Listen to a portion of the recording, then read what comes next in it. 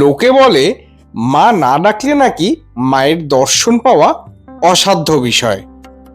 অনেকবার প্ল্যান করেও প্ল্যান ভেস্তে যাচ্ছিল, তাই এক প্রকার আশা ছেড়ে দিয়েছিলাম।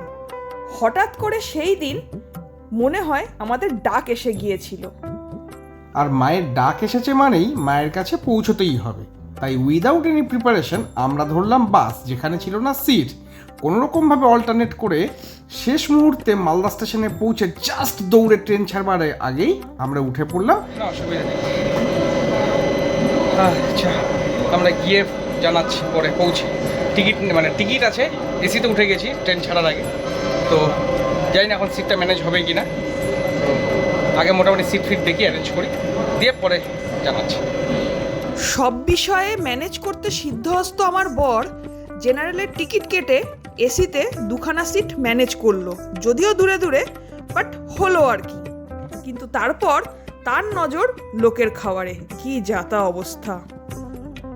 শেষ অবধি লোভ সম্বরণ করতে না পেরে কিনে নিলেন পেয়ারা। এটাই তো বললাম, পাকা পেয়ারা খাই না। রাজশ্রী মল্লিকে তো পাঠাইছি, কাজ নাই, টাকা চিবাই চিবাই পাচ্ছিও তো না। আমরা মেল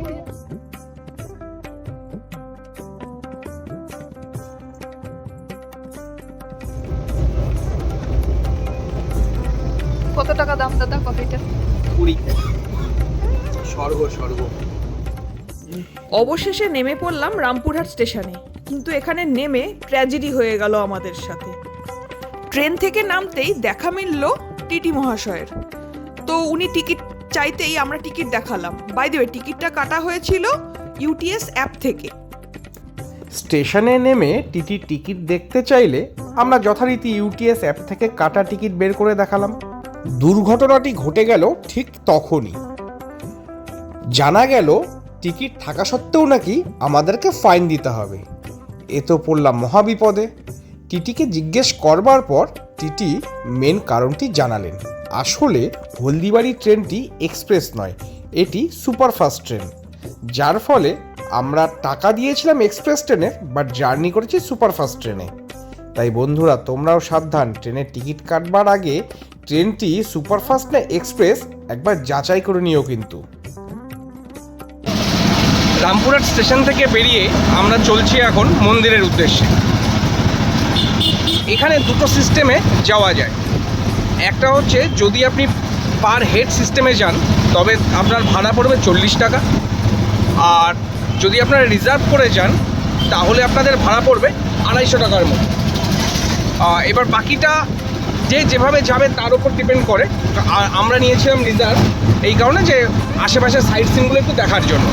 তাহলে চলো মন্দিরের ঢোকার আগে আবার অন হচ্ছে। আমার কর্তামশায়ের এটা কততমবার তারাপীঠ ঘুরতে আসা আমি ঠিক জানি না, তবে আমার ক্ষেত্রে এটা ছিল প্রথমবার। স্টেশন থেকে মন্দিরের কাছাকাছি পৌঁছতে মোটামুটি সময় লেগেছিল ওই 20 থেকে 25 মিনিট মতো। ফ্রেশ হয়েই রেডি হয়ে নিলাম মন্দিরে যাওয়ার উদ্দেশ্যে। তা চলো এবার পুজোয় যাওয়া যাক। মন্দিরে ঢোকবার মুখেই আপনি পূজা করবার জন্য সমস্ত উপকরণ এই গলির মধ্যেই পেয়ে যাবেন। এখানে অজস্র দোকান রয়েছে এবং সেখানে আপনি আপনার সাধ্যমতো ডালি কিনে নিতে পারেন। পৌঁছলাম তারাপীঠ মন্দিরে। এখানকার পরিবেশটা সত্যি খুব শান্ত আর আধ্যাত্মিকতায় ভরা। চারপাশে এই কোলাহল আর ভক্তদের ভক্তি অন্যরকম অনুভূতি এনে দিচ্ছিল। মন্দিরের স্থাপত্য চোখে লেগে থাকার মতো।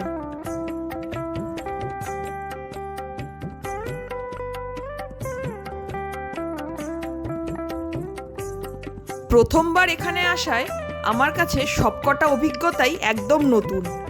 লাইনে দাঁড়ানো, কাকে কিভাবে টাকা দিয়ে স্পেশাল ডালি নিয়ে ভেতরে যাওয়া, সবটাই একরকম নতুন অভিজ্ঞতা। ভেতরে প্রবেশ করে মা তারার দর্শন করার অভিজ্ঞতা ভাষায় প্রকাশ করা অসম্ভব।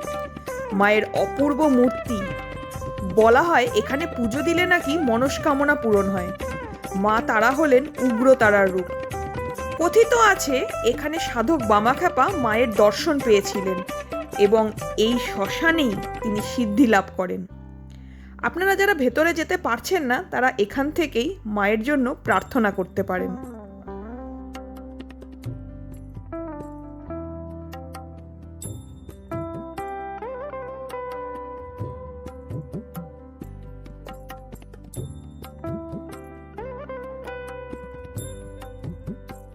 মায়ের সাজ পর্বের জন্য দরজা বন্ধ করা হলো। বাইরে অপেক্ষায় অগণিত ভক্তগণ। সাজ সম্পূর্ণ হলে দরজা খুলে দেওয়া হলো। এক ঝলক মাকে দেখার জন্য ভক্তগণ তখন আকুল, আবেগে পরিপূর্ণ।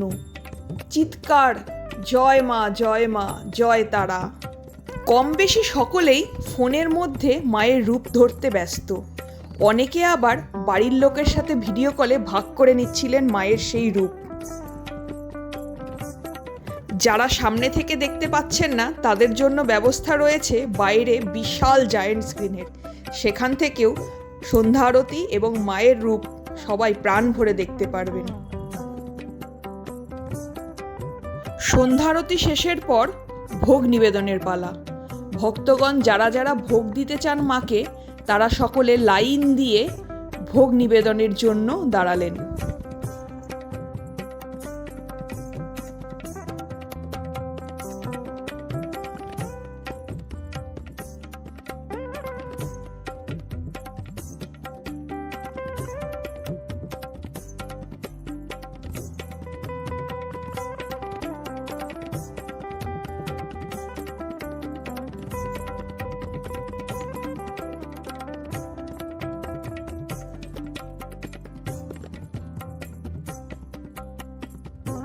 মন্দির থেকে কিছুটা দূরেই রয়েছে সেই তারাপীঠ মহাশ্মশান, যেখানে সাধক বামাখ্যাপা থাকতেন এবং সাধনা করতেন।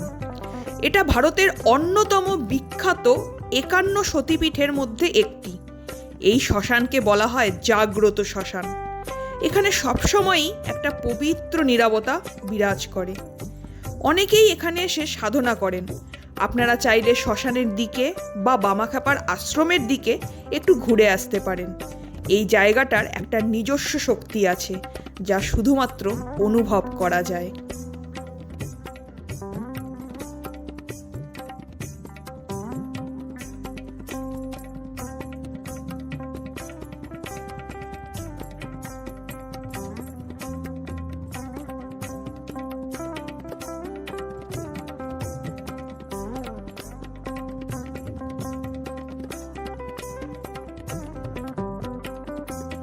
শ্মশান থেকে মন্দিরে ফিরে আসার পর আমাদের কপালে জুটে গেল প্রসাদ।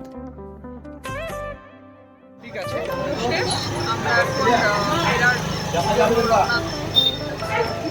আমরা এখন হোটেলে ফিরবো। তো জয় দাদা।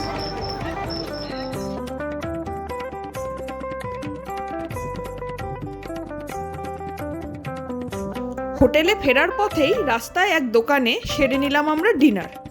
ওই ডাল ভাত, মাছ তরকারি। এই দাম মোটামুটি ঠিকঠাক, খুব বেশিও না খুব কমও না।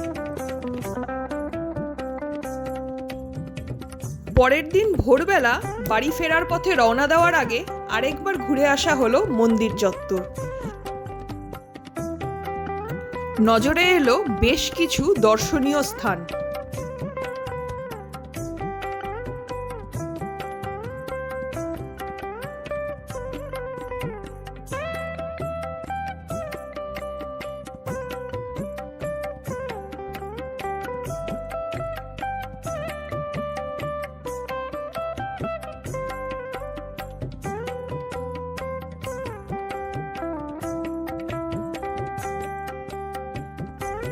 চারিদিকে এত ফুলের সমারোহ দেখে মন ভরে গেল। অদ্ভুত সুন্দর পদ্ম, জবা, কত রকম ফুলের মালা।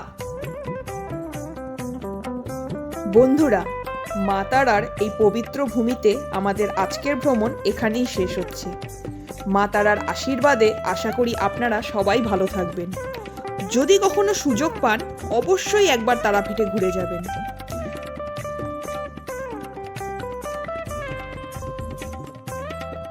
ভিডিওটা ভালো লাগলে একটা লাইক করে দিন আর আমাদের চ্যানেলটি সাবস্ক্রাইব করতে ভুলবেন না। দেখা হবে পরের ব্লগে।